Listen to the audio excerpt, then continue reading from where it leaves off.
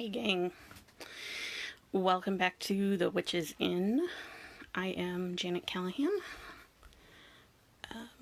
Reverend, Priestess, whatever else you want to call me. I'm sure people have their own opinions of that one. Hey, so we're back on my cell phone this week because my computer has decided that it does not actually have to boot. That's fun. So much fun.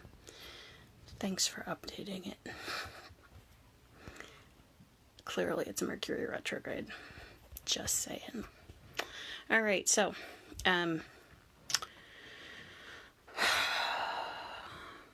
let's talk a little bit, huh?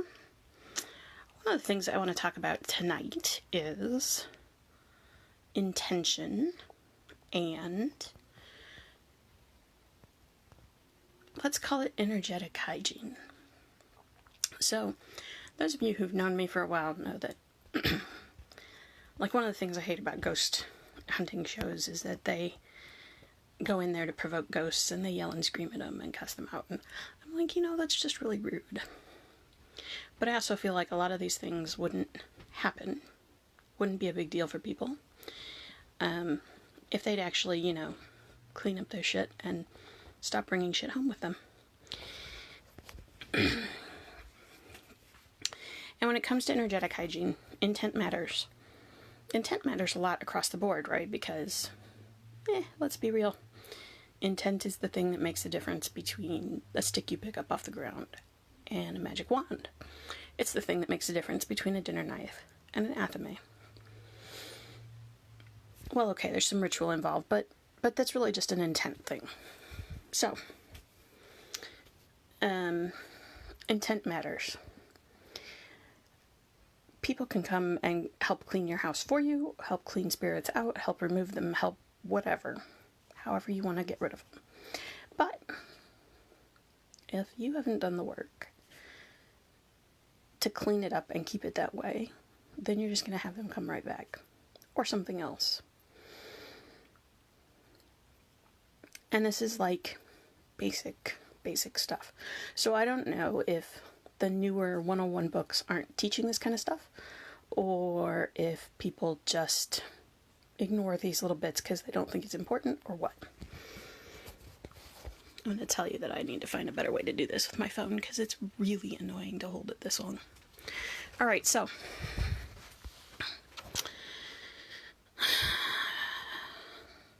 intent and hygiene.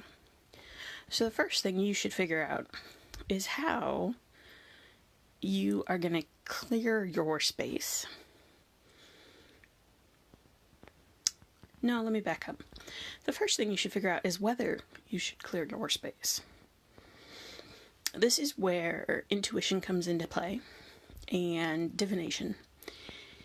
You should go figure out what this is that you think you're clearing out of your space and where it came from. Because if you don't know what it is, it's going to be hard to get rid of it.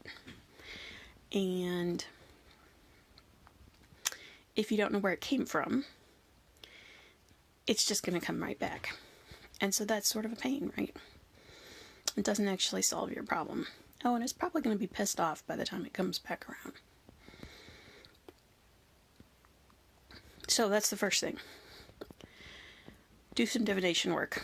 Figure out what you've got, where it's coming from, and maybe ask how you're going to get rid of it. Every magic user, every witch, should have some idea of what sorts of materials around them can be used for cleansing. Sage is not the be-all, end-all of everything. And if you think so, you need to read some more. And then go read some more. And come back when you have 5 or 6 ideas on how you would cleanse a space, depending on what it is.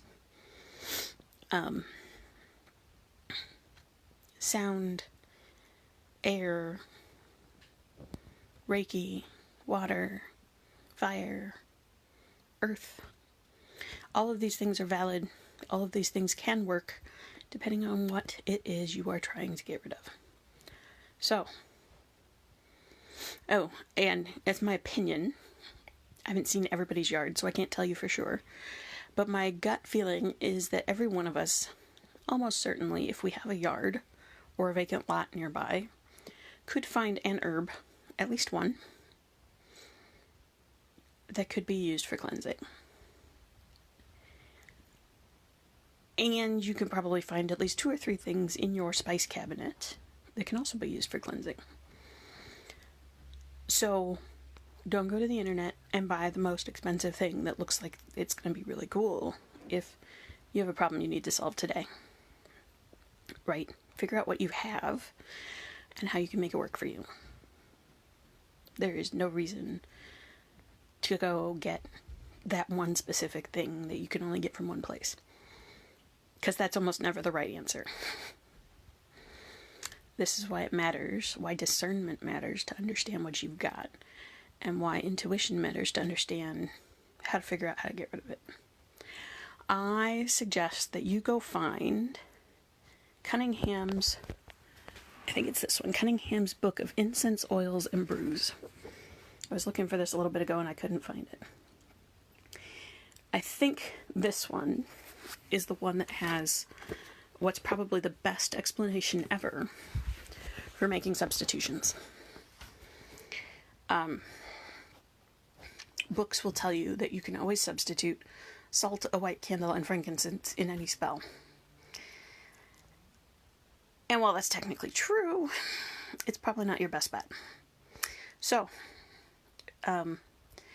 understand what you're trying to do and do a little bit of research or learning, or use what you know to figure out how to switch things around if you don't have everything you need.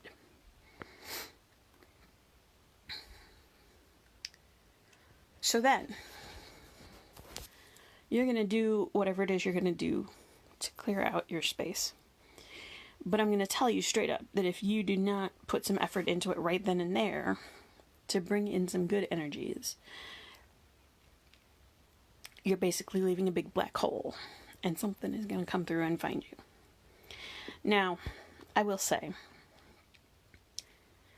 before you go clearing your house with some ritual, if there are spirits, ancestors, deities, whatever, that you work with on a regular basis, you should probably talk to them. You should find out what it is that they like or don't like. And you should make sure that your plan to get rid of this other stuff is not going to impact the rest of your ritual life. Now, for things like ancestors, your ancestors most likely will be happy to help you clear out your space. They will be happy to help you make a safe space, a safe space for you and your family. So talk to them, work with them, figure it out, right? This is why we have spirits in our lives that are spirits that we worship or work with or have a relationship with, right? We do this so that we can call on them for help when we need it. It's a transactional relationship. So,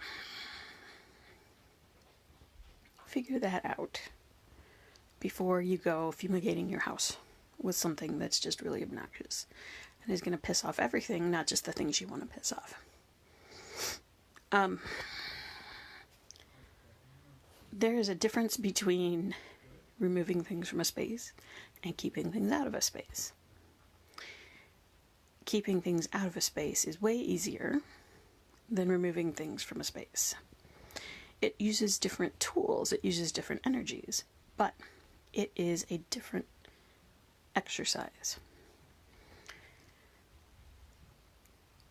And once you've got your space cleared, it is always, always, always, always, always in your best interest to keep that space clean instead of letting it get mucked up again.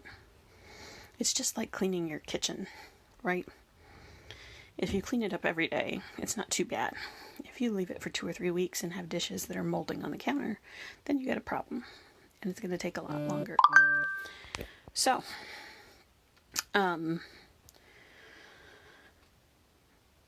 you need to look into things once, look into all of this before you start, because you're going to want to do it kind of all at the same time. Look into warding, look into protecting spaces.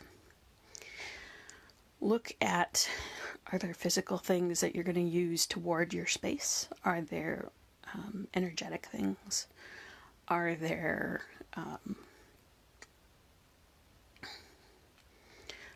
like daily rituals or weekly rituals or monthly rituals that you're going to want to do? All of those are also options. But you kind of got to have a plan. Because if you're like, oh yeah, I'm going to get up every day at dawn and do these 20 things using this herb that I can only get from one place in the whole city, and, the more complicated it is, the more likely you are to screw it up. The more likely it is that you are going to find a day or a few days where it's just not going to work. Or where you can't get that thing that's hard to get. So read it all, figure it out before you get started, because even if you pay somebody to come in and bless your house or clear your house or whatever, if you're not going to do the upkeep work after it's done, then you're just going to have the same problem all over again. So that's my super secret advice for the week, is don't be stupid. Use some good hygiene practices. Read up on them. If you don't have any idea where to start, think about things like the Lesser Banishing Ritual of the Pentagram. Think about herbs and incenses that are good for clearing spaces. Look at things like salt water or salt. And things like that. So, that's about all I've got tonight.